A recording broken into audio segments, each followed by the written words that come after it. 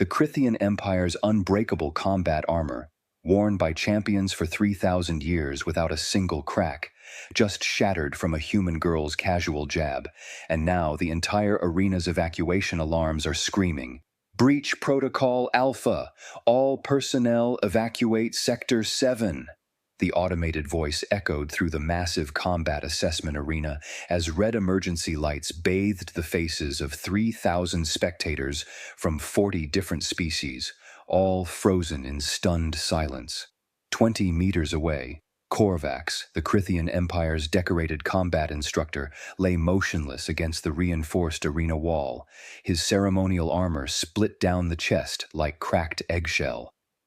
According to YouTube analytics, 99.6% of viewers are not subscribed. That's a huge number. By subscribing the channel that is completely free, you'll help support the channel and never miss fresh content. Between him and the impact point stood a slight human female in worn athletic shoes and a t-shirt that read, "Northside Middle School Gym Department," shaking out her right hand with a confused frown. "Oh God, I'm so sorry," Emma Johnson called out, taking a hesitant step forward. "Is he okay? I didn't mean to, I was just warming up." 60 seconds earlier, the arena had been filled with derisive laughter. "Again, human," Korvax had barked, his translator rendering his voice with dismissive authority. "Show us this striking technique your species believes qualifies you for Galactic Coalition military service." Thomas Anderson had stepped up to the combat dummy, a standard military-grade training apparatus designed to withstand repeated plasma rifle impacts, and thrown his punch exactly as instructed. His fist connected with a soft thud that barely registered on the impact sensors. The display screen had flickered. 47 newtons of force. The crowd had erupted, chittering, clicking, and the universal sound of laughter rippled through the assembled species. In the visitors section, a group of Veloxian cadets had actually fallen off their seats, their crystalline bodies chiming with amusement. 47, Korvax had announced, spreading his forearms wide in theatrical disbelief. "My offspring generates more force learning to feed itself, and the Coalition considers these humans worthy of combat assessment." He'd turned to the crowd, playing to them expertly. 3 cycles ago, we tested the Draknari. Their weakest recruit produced 4,000 newtons. The Thranks averaged 6,000. But these humans, he'd gestured at Thomas dismissively, they send us their warriors, and they punch like solar wind. Thomas had flushed red but held his tongue, stepping back beside Emma. She'd squeezed his shoulder supportively and whispered something that made him crack a small smile despite the humiliation. "Perhaps," Korvax had continued, warming to his theme, "we should assign humans to the agricultural division. I hear the Centauri colonies need help harvesting delicate fruits, gentle work, suitable for gentle species." More laughter. Even some of the Coalition officials in the observation booth had been struggling to maintain professional composure. "Excuse me?" Emma had called out, her voice cutting through the noise. "Can I try?" Korvax had turned, his triple-jointed neck allowing him to rotate his head completely around. "You?" "Yeah, if you don't mind." Emma had stepped forward, smiling apologetically. "I think maybe Thomas was just nervous. First day jitters, you know? I'd like to give it a shot." The laughter had intensified. A human female, smaller than the male recruit, volunteering after such a pathetic display. "By all means," Korvax had said, his mandibles clicking with amusement. "Though I fear the dummy may be too sturdy for you. Perhaps we should find something more appropriate. A foam cushion, perhaps." The crowd had loved it. "Actually," Korvax had continued, an idea clearly forming, "let me make this interesting." He'd begun unstrapping his ceremonial armor from its display mount. The same armor he wore in the arena entrance, the legendary Crithian warplate that had been passed down through 15 generations of champions. "You may strike me directly. This armor has withstood plasma cannons during the siege of Vega Prime. It has survived direct nuclear strikes. The Thrank's antimatter rifles barely scratched it during the border wars. "Oh, I don't think," Emma had started. "I insist." Korvax had fastened the chest plate, the ancient metal gleaming under the arena lights. "Strike me with your full strength, little human. Show us what your species can do. I promise you, I will not feel a thing." Emma had looked at Thomas, who'd shrugged helplessly. The crowd had begun chanting something that the translators rendered as, "Try, try, try." "Okay," Emma had said quietly. "But just so you know, I teach middle school PE. I'm really not a fighter or anything." "How terrifying," Korvax had replied, spreading his arms wide. "Proceed." Emma had stepped forward, rolled her shoulders once and thrown what she'd later describe as maybe 30%, just to test. The sound had been wrong. Not the metallic clang everyone expected, but something deeper. A crack like ice breaking under pressure, like a planet's crust shifting during a tectonic event. Korvax had simply disappeared. One moment standing there in his ancestral armor, the next airborne, his body ragdolling backward with physics-defying velocity. He'd cleared 15 meters before impacting the reinforced wall hard enough to leave an indent in the military-grade composite. The armor had split, not dented, not scratched. Split, like someone had taken a molecular saw down the center line, and then the alarms. Every sensor in the arena had registered the armor breach simultaneously, triggering protocols designed for catastrophic equipment failure during live fire exercises. The automated systems had no category for ceremonial armor destroyed by unarmed strike. The scenario wasn't in their programming.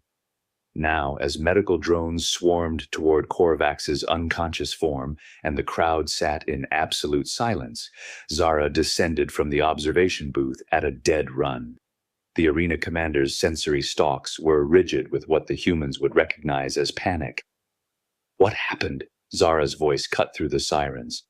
"That armor is quantum bonded. The molecular structure shouldn't allow for—" She stopped, staring at the split plates.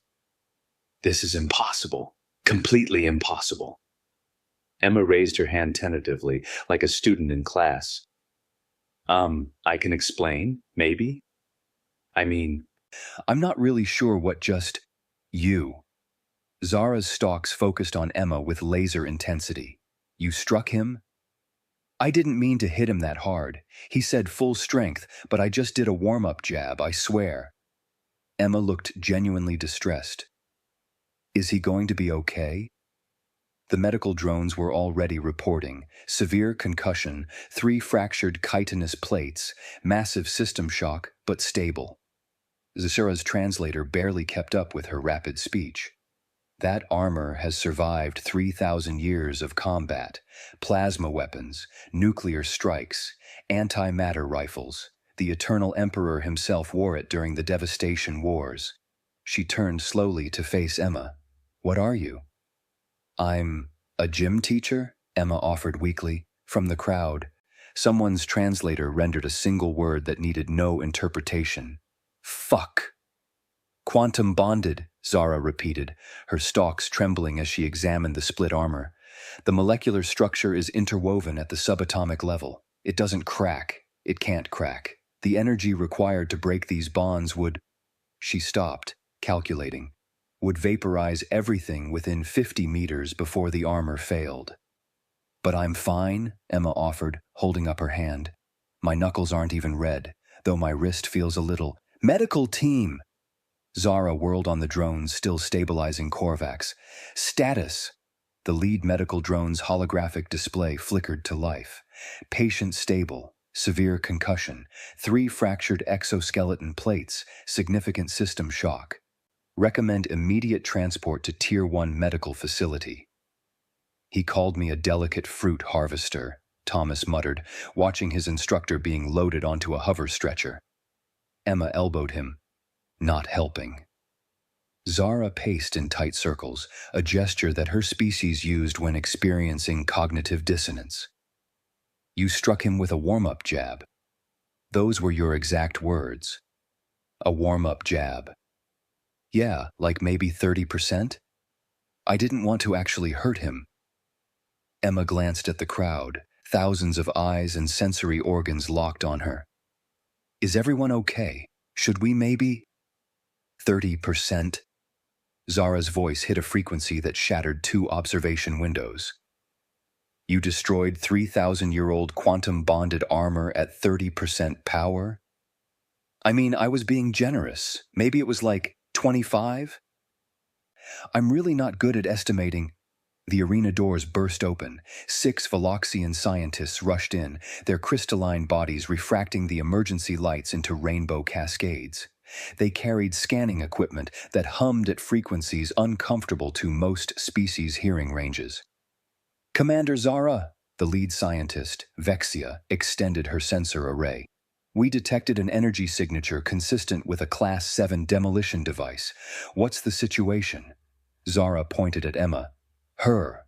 Vexia's crystalline structure flickered through several colors, the Veloxian equivalent of a double take.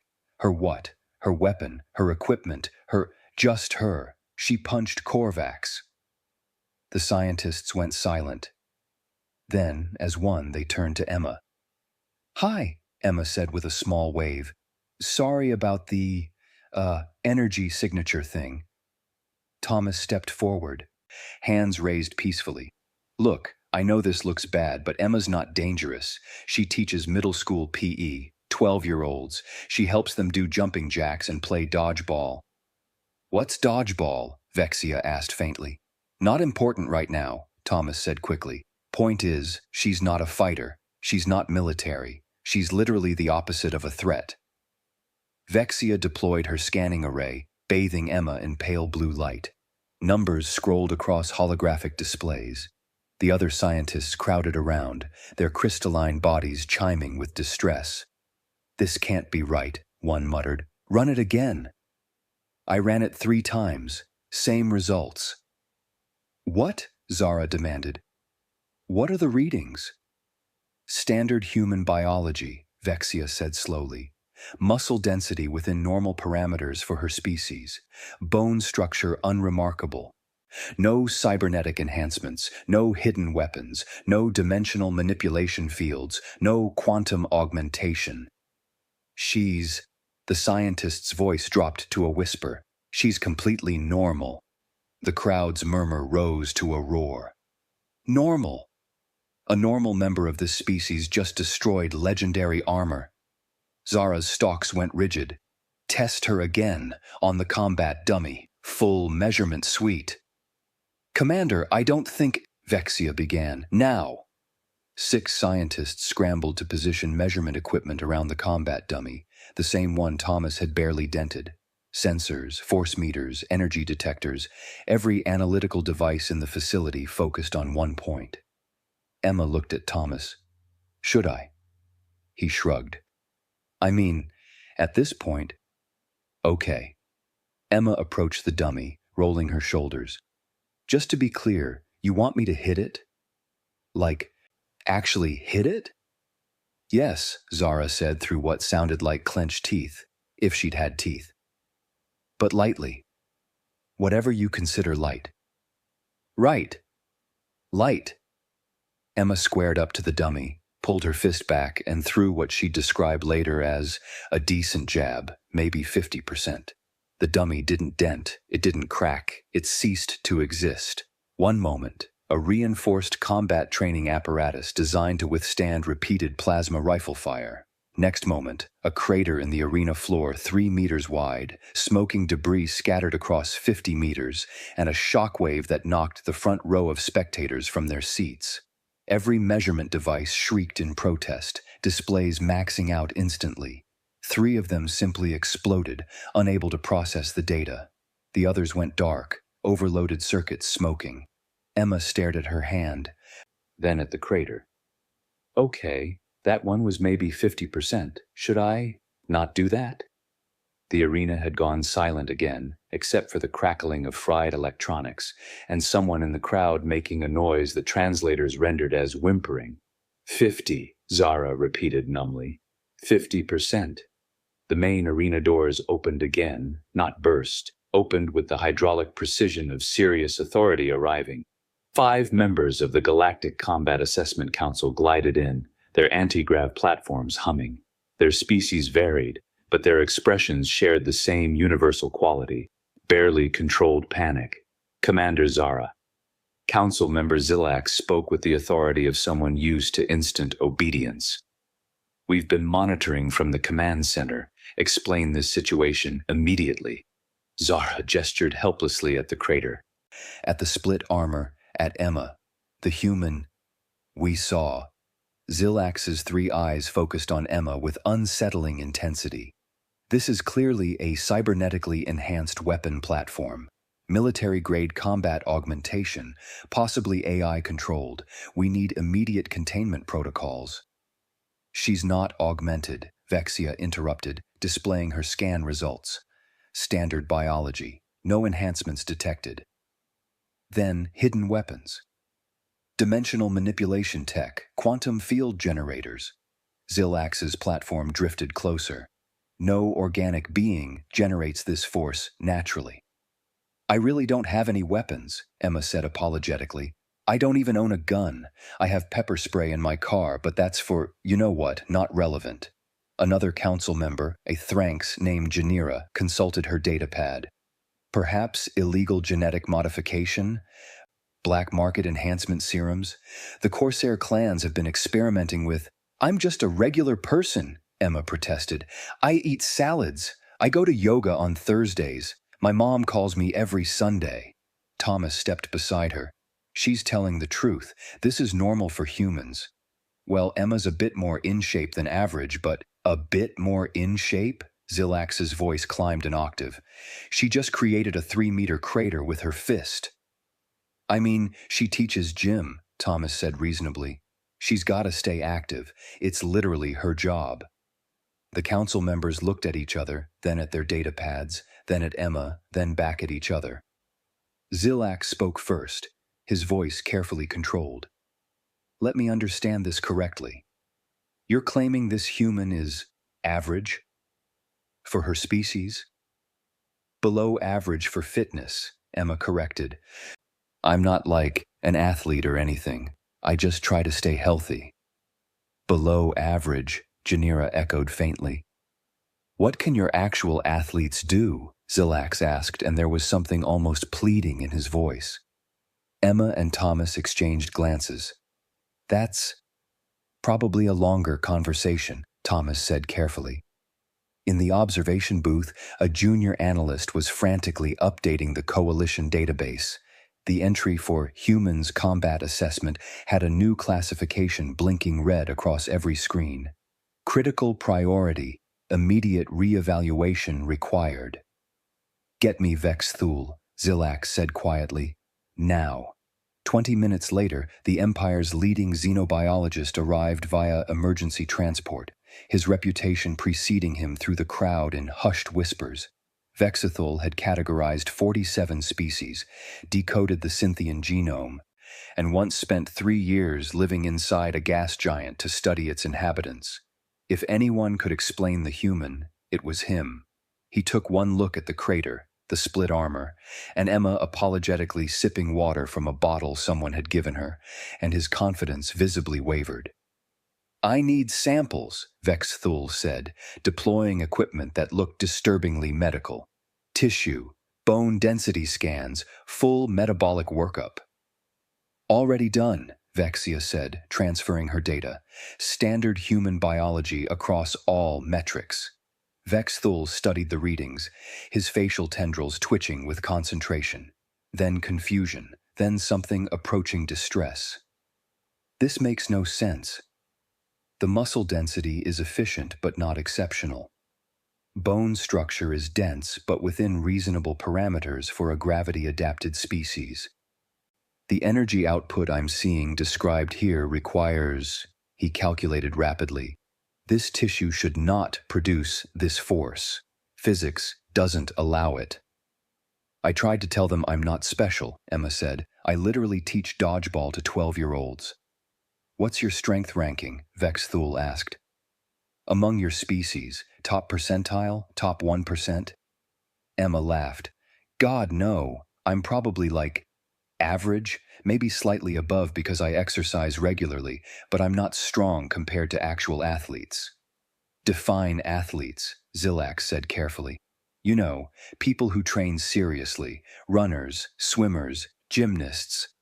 Emma ticked them off on her fingers. Then you've got your strength athletes, power lifters, Olympic weightlifters, strongman competitors. Those people are actually strong. I can deadlift maybe 200 pounds on a good day. Eddie Hall did over 1,000. The council members consulted their datapads, running conversions. Someone made a choking sound. And these strength athletes, Janira asked faintly, how many of them exist? I don't know. Thousands? Tens of thousands? It's a pretty popular sport. Emma shrugged. Then you've got professional fighters, boxers, MMA, wrestlers. They're not as strong as powerlifters, but they're trained to actually hit people, so... Trained to hit people, Zilax repeated slowly. As a profession. Yeah, combat sports. It's huge on Earth. Millions of fans. Emma paused. Wait, you guys don't have combat sports? We have military training, Zara said. For soldiers. Not for entertainment. Thomas cleared his throat. My sister Mary actually does MMA professionally. She's fighting for a title next month. The council turned to him as one. Your sister, Vexthul said very quietly, is a professional combat specialist. Yeah, she's pretty good. Been training since she was like 6. Thomas pulled out his phone. The aliens had learned to recognize human data devices and showed them a video. This is her last fight. The council watched a human female, noticeably more muscular than Emma, strike another human with controlled precision. The impact would have killed most species in the arena. The other human barely flinched, blocked, countered. They're pulling their punches, Vexia whispered, her crystalline body flickering through colors of fear. Even in combat, they're regulating their force. Well, yeah, Thomas said. There are rules, weight classes, regulations, safety protocols. Nobody wants anyone to actually die. How many humans are trained in these combat sports? Zilax asked. Professionally, maybe a few million worldwide. But if you count people who train recreationally? Thomas considered. Tens of millions. Martial arts schools are everywhere. Kids take karate, judo, taekwondo. It's normal. The council sat in absolute silence. Vexthul broke it first. I need to see her maximum capability, her absolute limit. No, Zara said immediately. Look what happened with 50%. We need to know, Zilax interrupted. If humans are integrating into coalition space, if they're joining our military, serving on our ships, living in our stations, we need to understand the full scope of what they're capable of. Emma bit her lip. I really don't want to break anything else. This facility seems nice. We'll bring in the military-grade impact absorption chamber, Vexthul said. It's designed to test starship weapons, antimatter torpedoes, capital ship railguns. If anything can handle a human's full strength. You sure? Emma asked doubtfully. 20 minutes of preparation later, Emma stood before a device that looked like a bank vault had married a particle accelerator. The impact absorption chamber was a cube of composite alloys and force-dampening fields, designed to absorb and redirect energy that would normally crack a planet's crust. Whenever you're ready, Vexthul said from behind a reinforced barrier 50 meters away. The entire council had retreated to the same barrier. So had most of the crowd, still brave enough to remain in the arena. Emma squared up, rolled her shoulders, and cracked her knuckles. Okay, full strength. Here goes. She pulled back, wound up properly this time, full body rotation, and threw a punch that would have made her middle school students cheer. The sound was wrong. Not an impact, a detonation. The absorption chamber held for exactly 0.3 seconds before its molecular structure gave up. The explosion of force rippled outward in visible waves, shattering observation windows across 3 levels. The arena floor cracked in a spiderweb pattern extending 40 meters. Seismic sensors across the entire facility district registered what they classified as a localized tremor. In the observation booth, alarms screamed. An automated voice announced, "Weapons test detected. Energy signature equivalent to 0.8 kiloton tactical nuclear device, initiating emergency protocols." When the dust settled, the absorption chamber was simply gone. Not broken, not damaged, vaporized. A perfectly circular crater marked where it had stood, the edges glowing red with residual heat. Emma stared at her fist, flexing her fingers. Ow, okay, that actually hurt a little. Behind the barrier, Vex Thul was making calculations with trembling tendrils. 0.8 kilotons from a single strike, with organic tissue, the energy density required. He looked up at the council. She broke physics. She literally broke our understanding of physics. "We've been limiting ourselves," Emma said quietly. "Around you guys. All of us have. Every handshake, every touch, every interaction. We've been pulling back. Because you're..." She searched for a diplomatic word. "Delicate." The word hung in the air like a confession. Zilax's anti-grav platform wobbled.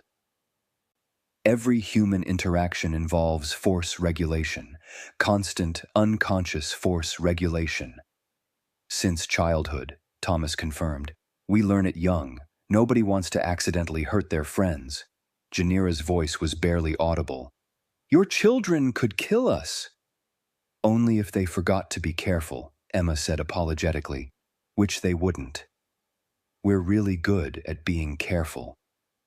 Zilax looked at the crater, the destroyed absorption chamber, the shattered windows. He looked at Emma with her apologetic smile and her Northside Middle School t-shirt. He made a decision. Emergency council session. Immediately. We need to reassess every protocol involving human integration. Station assignments. Ship postings.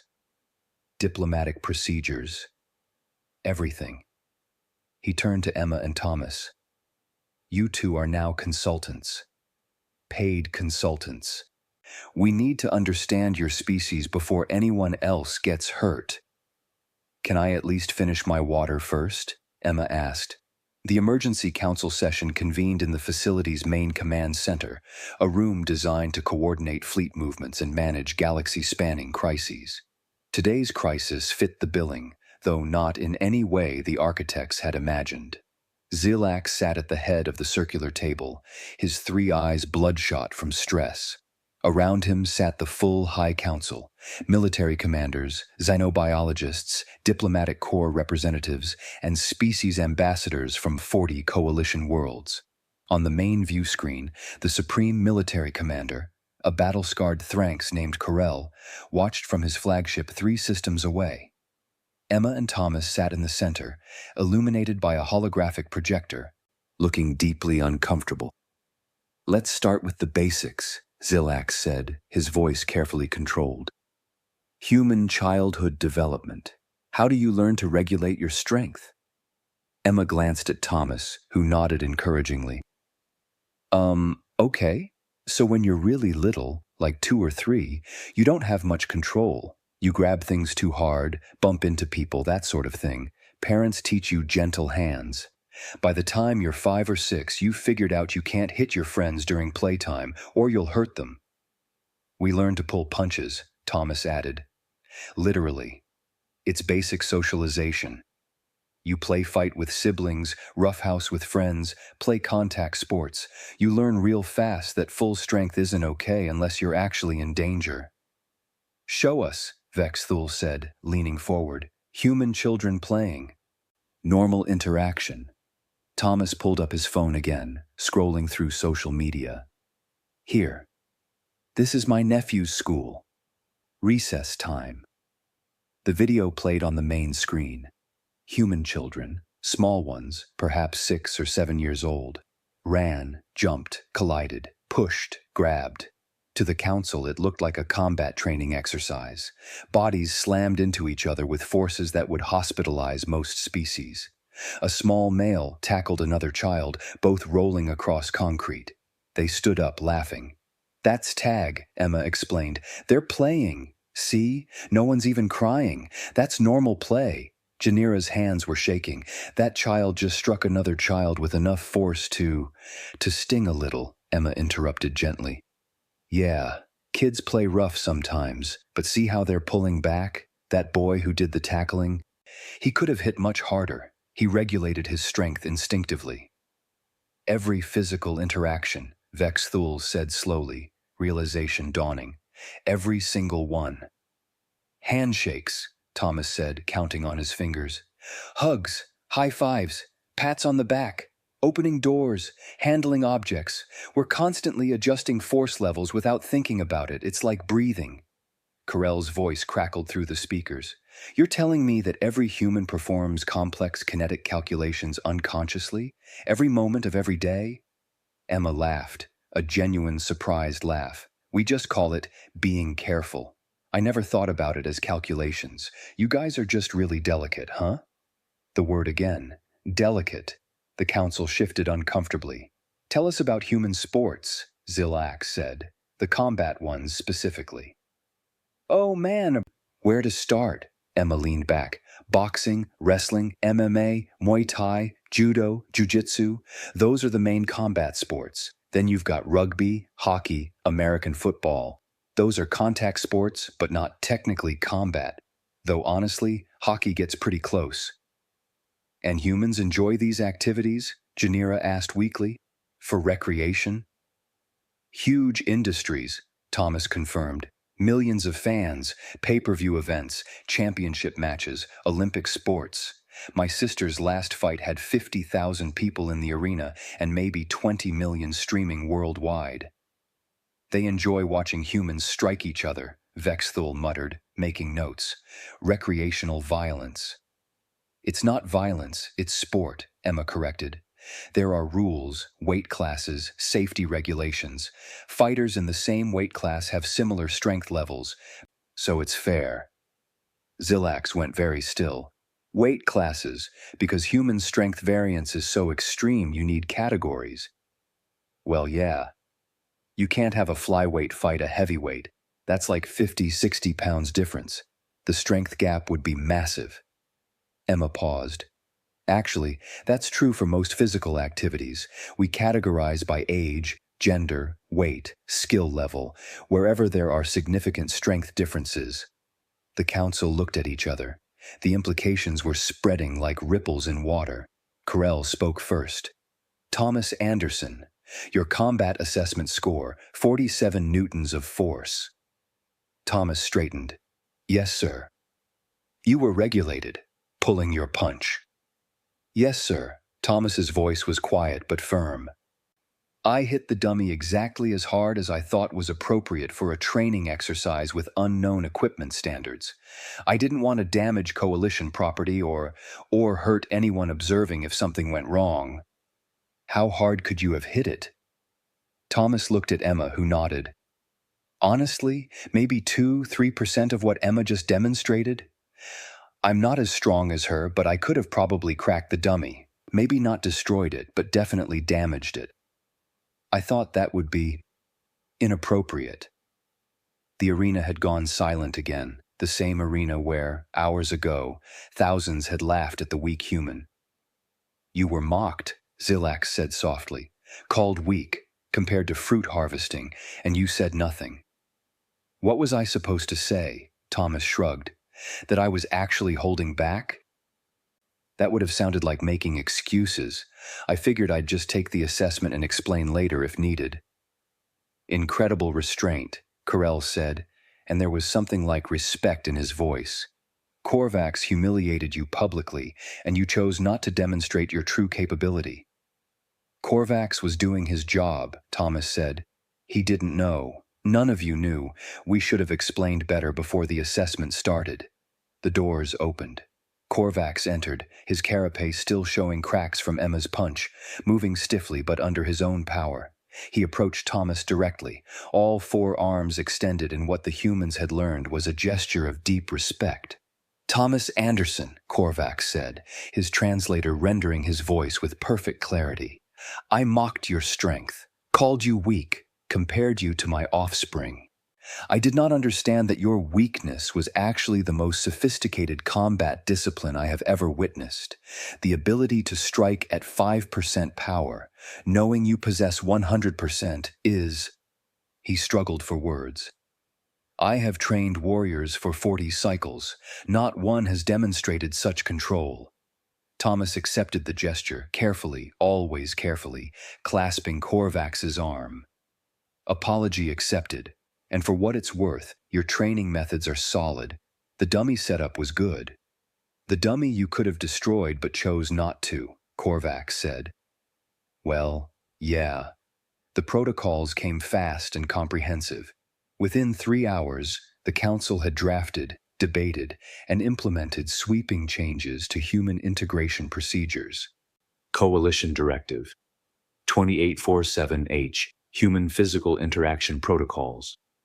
All sparring exercises involving humans require Class 5 protective equipment minimum. Human combat instructors prohibited from casual or demonstration strikes, mandatory buffer zones for human recreational activities. Physical contact with humans limited to essential personnel with specialized training. All facilities housing humans must upgrade structural reinforcement to military specifications. We're also creating a new position, Zilax announced, looking at Emma. Human Force Regulation Instructor. We need someone to teach other species how to be around humans safely, and how humans manage to be around each other without constant casualties. Emma blinked. You want me to teach aliens how not to be scared of us? More accurately, how to understand what your species considers normal physical interaction, Vexthul clarified. The difference between a friendly pat and a lethal strike, how you recognize threat levels, your instinctive force calculations. I just call it common sense, but okay, Emma grinned. Does it pay better than teaching middle school? Considerably, Zilax said dryly. Thomas received his own promotion. Liaison Officer for Human Military Integration. His job, help the coalition understand human combat capabilities without accidentally causing diplomatic incidents or facility-wide evacuations. Congratulations, Korvac said, still moving stiffly but managing a gesture of respect. You'll be excellent at it. You have the patience of a saint. I teach humans, Thomas replied. You learn patience fast. Emma's phone buzzed. She glanced at it and laughed. Oh, hey, Jenny Martinez just messaged me. She wants to arm wrestle. Should I? No, the entire council shouted in unison. Emma held up her hands peacefully. Okay, geez, I'll tell her maybe next year, after you guys build better facilities. She pocketed her phone. Speaking of which, does the cafeteria have protein shakes?